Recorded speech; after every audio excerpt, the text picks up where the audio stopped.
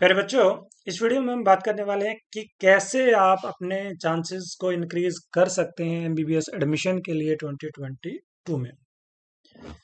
आप सबको पता होना चाहिए कि अभी इंडिया में सिर्फ और सिर्फ एक ही एंट्रेंस एग्जाम होता है, चाहे आप एम्स के लिए जाएं, जिपमर के लिए जाएं, किसी सेंट्रल यूनिवर्सिटी के लिए जाएं, किसी गवर्नमेंट कॉलेज, प्राइवेट या डीम्ड ईएसआई, सभी के लिए सिर्फ और सिर्फ एक ही एग्जाम है, दैट इज नीट यूजी।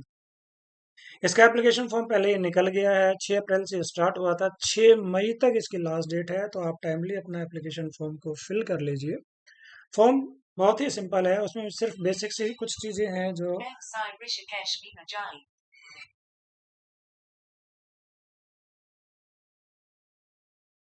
आपसे मांगी जाएंगी। एक तो होना चाहिए आपके पास आधार कार्ड होना चाहिए, एक आपके पास एक फोटोग्राफ होना चाहिए जिसपे डेट मेंशन हो और जिस दिन वो फोटो ली गई है वो डेट मेंशन हो। इसके अलावा एक पोस्ट कार्ड फोटोग्राफ आपको चाहिए, आधार कार्ड आपको चाहिए, 10th की मार्कशीट आपको चाहिए। और इसके अलावा लास्ट ईयर तक क्या होता था कि आपके जो थंब इम्प्रेशन थे वो दिए जाते थे, इस साल से आपको फिंगर के इम्प्रेशन भी देने हैं। तो यही सब चीज़ें आपको उस टाइम उसमें देनी है। हम बात कर लेते हैं जैसा कि हमने बताया कि सिंगल एंट्रेंस एग्जाम होगा।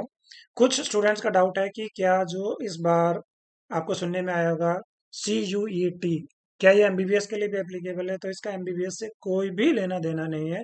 एमबीबीएस में और बीडीएस में एडमिशन के लिए आपका सिर्फ एक ही टेस्ट है, दैट इज नीट यूजी।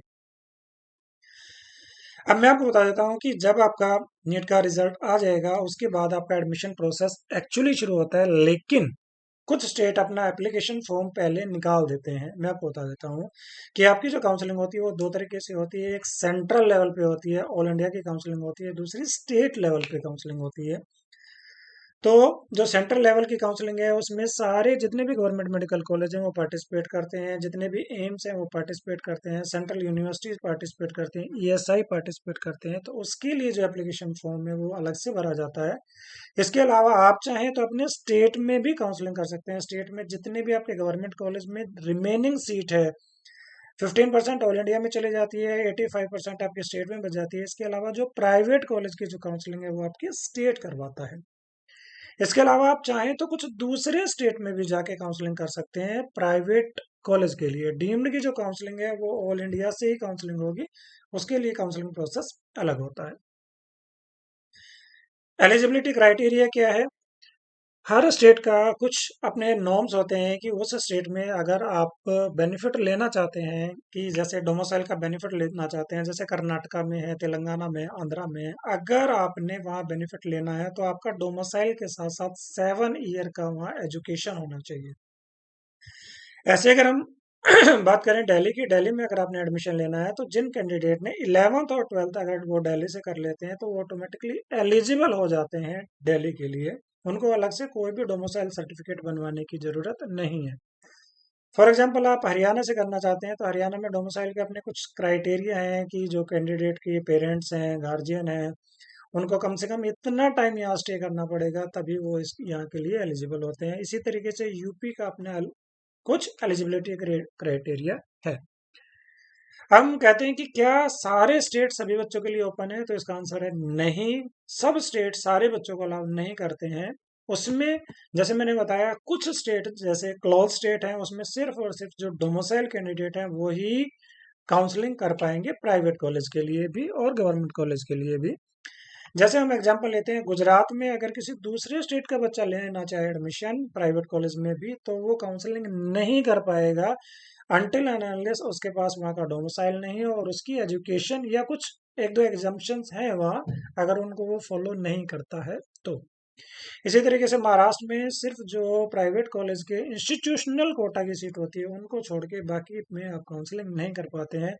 इसी तरीके से उड़ीसा भी एक क्लोज स्टेट है, वहाँ दूसरे स्टेट के बच्चे अलाउड नहीं है प्राइवेट कॉलेज के लिए।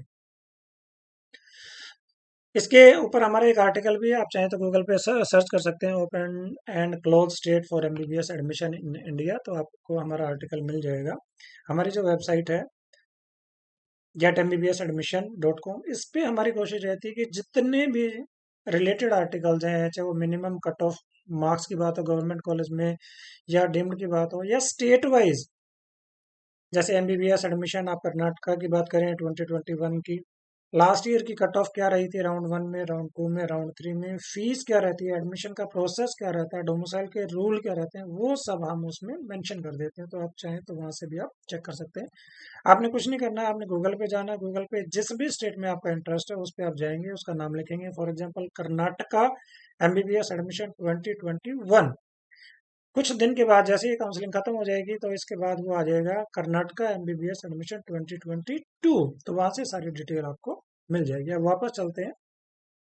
जैसे मैंने आपको बताया कि सारे स्टेट सब बच्चों के लिए ओपन नहीं है, उसके लिए कुछ एलिजिबिलिटी क्राइटेरिया है, अगर आप उसको फॉलो करते हैं तो आप वहाँ काउंसलिंग में पार्टिसिपेट कर सकते हैं।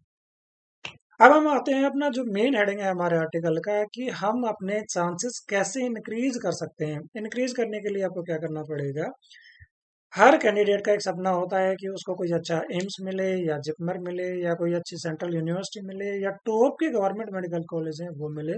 लेकिन अगर थोड़े नंबर से वो बच्चा चूक जाता है तो उसकी कोशिश रहती है कि उसको अच्छे कॉलेज, जो अच्छे प्राइवेट कॉलेज हैं जिनका बजट भी कम हो। तो जो ऐसे स्टेट हैं जिनका बजट कम है उसमें आता है केरला का नाम। केरला की अगर फीस की बात करें तो वहाँ ट्यूशन फीस की बात करें तो वो रहती है लगभग 7 लाख।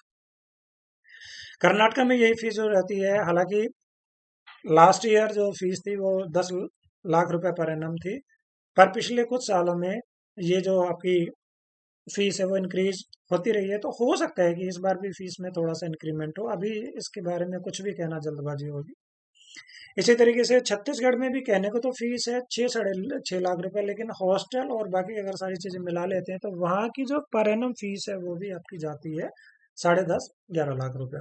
इसी तरीके से अगर आप चाहें तो यूपी में काउंसलिंग कर सकते हैं, वहाँ की जो फीस रहती है वो 10,40,000 से शुरू होके लगभग लगभग 13 लाख रुपए तक की फीस वहाँ जाती है। इसी तरीके से तेलंगाना भी एक अच्छा ऑप्शन हो सकता है, वहाँ की जो फीस शुरू होती है 11,55,000 से शुरू होके और लगभग 14 लाख रुपए की वहाँ फीस रहती है। अगर हम बात करें आंध्र प्रदेश में, आंध्र प्रदेश में फीस रहती है 12.5 लाख रुपए। तो हम कहते हैं कि आप अपने चांसेस को कैसे इंक्रीज कर सकते हैं। तो उसके लिए आपको क्या करना पड़ेगा, आपको डिफरेंट डिफरेंट स्टेट में अप्लाई करना पड़ेगा। आपका सपना है सिर्फ गवर्नमेंट कॉलेज के लिए, तो आपको सिर्फ 2 काउंसलिंग अटेंड करनी है। एक तो जहाँ का आपका डोमिसाइल है, जहाँ आप एलिजिबल है, वहाँ आप काउंसलिंग में पार्टिसिपेट करेंगे अपने स्टेट में। इसके अलावा आप पार्टिसिपेट करेंगे ऑल इंडिया की काउंसलिंग में। ऑल इंडिया की काउंसलिंग जो अगर बच्चे सिर्फ गवर्नमेंट कॉलेज की काउंसलिंग करेंगे और जनरल कैटेगरी से बिलोंग करते हैं तो उनके लिए फीस जाती है मात्र 11,000 रुपये। और अगर आप किसी पर्टिकुलर कैटेगरी में आते हैं, जैसे आप ओबीसी में आते हैं, एससी में आते हैं, एसटी में आते हैं, तो फीस आपकी लगभग लगभग आधी हो जाती है। इसी तरीके से हर स्टेट की अपनी काउंसलिंग फीस अलग होती है, वो आपको अपने स्टेट के हिसाब से चेक करनी पड़ेगी।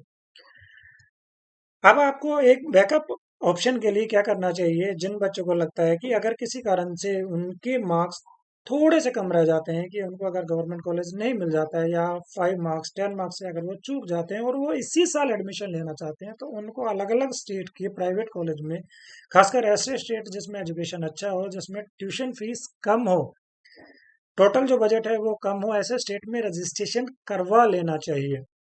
तो ज़्यादातर पेरेंट्स ये सोचते हैं कि जो भी एप्लीकेशन फॉर्म निकलेंगे स्टेट वाइज वो आपका जब नीट का एग्जाम हो जाएगा 17 जुलाई को उसके बाद होगा, लेकिन ऐसा नहीं है। केरला स्टेट अपना एप्लीकेशन फॉर्म बहुत पहले निकाल देता है। अगर इस साल की बात करें तो उनका एप्लीकेशन फॉर्म ऑलरेडी निकल चुका है और इसकी जो लास्ट डेट है वो है 30 अप्रैल। फीस भी काफ़ी नॉमिनल होती है, फॉर्म भी काफ़ी सिंपल होता है, सिर्फ 500 रुपये की फीस होती है और 500 रुपये दे के आप एलिजिबल हो जाते हैं वहाँ की काउंसलिंग के लिए। तो अगर आपको वहाँ किसी कारण से अगर आपका स्कोर कम रह जाता है तो आपके लिए एक बैकअप का ऑप्शन रह सकता है। इसी तरीके से जो बच्चे एलिजिबल हैं आईपी यूनिवर्सिटी दिल्ली के लिए, आईपी में भी 3 कॉलेज आते हैं, एक आर्मी मेडिकल कॉलेज आता है, एक डॉक्टर बीएसए आता है, एनडीएमसी मेडिकल कॉलेज आता है। उसकी काउंसलिंग आईपी यूनिवर्सिटी कराता है, उसके लिए भी अलग से एप्लीकेशन फॉर्म फिल किया जाता है। उसकी फीस भी काफ़ी नॉमिनल होती है, लगभग 1,000-1,200 की फीस होती है। तो जो बच्चों जिन्होंने एजुकेशन 11th और 12th अगर दिल्ली से है या आर्मी कोटा से बिलोंग करते हैं तो उनको आईपी यूनिवर्सिटी में रजिस्ट्रेशन करा लेना चाहिए। हालांकि इनकी डेट एक्सटेंड भी होती है, लेकिन फिर भी हम चाहते हैं कि टाइमली अपना रजिस्ट्रेशन करा लेंगे तो ये आपके लिए अच्छा रहेगा। और इसी तरीके से कुछ स्टेट हैं जैसे कर्नाटका, वहाँ भी फीस काफ़ी नॉमिनल होती है, लगभग 1,000 की फीस जाती है। कॉलेज काफ़ी ज़्यादा अच्छे हैं। फीस की बात करें तो दूसरे स्टेट की जो फीस होती है 10 लाख से शुरू हो जाती है। तो ऐसे कुछ ऑप्शन हैं जिनको आपको कंसिडर करना चाहिए, ताकि आपको बाद में किसी तरीके की प्रॉब्लम नहीं हो। ऐसे कुछ और भी स्टेट हैं जहाँ फीस कम होती है, जैसे छत्तीसगढ़ की बात करें तो छत्तीसगढ़ में भी फीस काफ़ी कम होती है, तो आप वहाँ भी रजिस्ट्रेशन करा सकते हैं। हमारी जो यूट्यूब का कम्युनिटी पेज है उस पर जो भी लेटेस्ट अपडेट आते रहते हैं हम उसके ऊपर डालते रहते हैं, तो आप चाहें तो वहाँ से भी जो भी लेटेस्ट अपडेट है उनको चेक कर सकते हैं, अपना टाइम सेव कर सकते हैं। अभी जो एनटीए का एप्लीकेशन फॉर्म निकला हुआ है उसकी जो ऑफिशियल वेबसाइट है दैट इज neet.nta.nic.in, उस पर जाके अपना एप्लीकेशन फॉर्म आपने भरना है। फिर आपका एडमिट कार्ड रिलीज होंगे, उससे पहले आपकी करेक्शन विंडो ओपन होगी। उसमें अगर किसी कारण से आपकी कोई मिस्टेक हो गई थी या कोई चीज़ रह गई थी तो उसको आप करेक्ट कर सकते हैं। इसके अलावा केरला का जो एप्लीकेशन फॉर्म है वो भी अभी खुला हुआ है। केरला का जो लिंक है दैट इज cee.kerala.gov.in.kemonline2020, इस पे जाके आप एप्लीकेशन फॉर्म भर सकते हैं केरला का। जिन बच्चों का आईपी यूनिवर्सिटी में एलिजिबिलिटी बनती है और वो उसके लिए जो एलिजिबल है उनके लिए ipu.admissions.nic.in। इस पे अच्छी बात क्या है कि आपको लास्ट ईयर की कट ऑफ भी पता चल जाएगी। लास्ट ईयर जो एडमिट हुए स्टूडेंट जिनका एडमिशन हुआ उनको कितने मार्क्स पे कौन सा कॉलेज मिला वो भी आपको मिल जाएगा।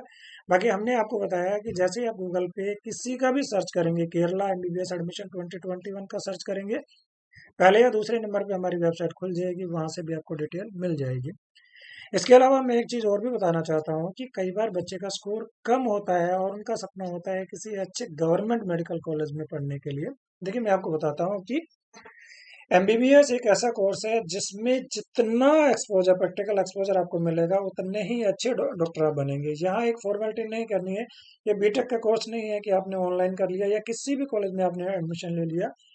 यहाँ अगर आपके पास ऑप्शन है, अगर आपके अच्छे ऑप्शन है, आपके बजट में अगर ऑप्शंस आते हैं तो आपको कोशिश करनी चाहिए ऐसे कॉलेज चूज करने का जिसका हॉस्पिटल अच्छा हो, ताकि आपको वहाँ देखने को सीखने को ज़्यादा मिले। जितना ज़्यादा आपको देखने को मिलेगा, जितना ज़्यादा सीखने को मिलेगा, जितना ज़्यादा आप वहाँ जाएंगे हॉस्पिटल्स में, वहाँ जो क्रिटिकल केस है वो देखेंगे, वो आपकी लाइफ टाइम आपको काम आने वाले हैं। तो कोशिश ये करनी है कि गवर्नमेंट कॉलेज में जाने का मेन मकसद लोगों का यही होता है कि उनको एक अच्छा एक्सपोजर मिले। तो कम स्कोर पे भी बच्चों को अच्छे कॉलेज में, गवर्नमेंट मेडिकल कॉलेज में एडमिशन मिल जाता है, बशर्ते कि आपने उसके लिए डॉक्यूमेंट बनाए हों।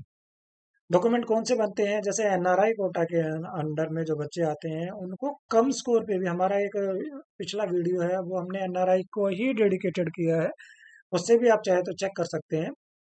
और उसमें एडवांटेज क्या होती है, अगर आप एनआरआई कोटा से बिलोंग करते हैं तो आपके पास दोनों ऑप्शन खुले हैं। आप जो एक जनरल सीट के लिए आप एलिजिबल हैं वो तो आप रहेंगे ही, इसके अलावा बहुत सारे गवर्नमेंट कॉलेज के भी आपके पास ऑप्शन खुल जाते हैं। अगर किसी कारण से आपका स्कोर कम रह जाता है तो वो डॉक्यूमेंट आपको हेल्प करेंगे। और अभी क्योंकि आपके पास सफिशिएंट टाइम है तो मैं तो आपको रिकमेंड करूंगा कि कम से कम वो डॉक्यूमेंट आपको बनवा के रख लेना चाहिए।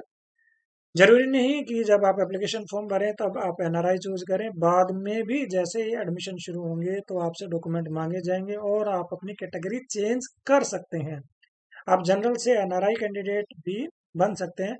और मैं आपको दोबारा बोल रहा हूँ, एडवांटेज क्या है कि आपकी दोनों ऑप्शन खुले हैं। जो आपकी नॉर्मल सीट है वो तो है ही, इसके अलावा आपके एनआरआई के जो ऑप्शन ऐड होंगे वो आपके लिए बेनिफिशियल हो सकते हैं। तो इसी के साथ इस वीडियो को हम यहाँ एंड करते हैं। हम उम्मीद करते हैं कि ये वीडियो आपको कहीं ना कहीं हेल्प करेगी। Thank you so much.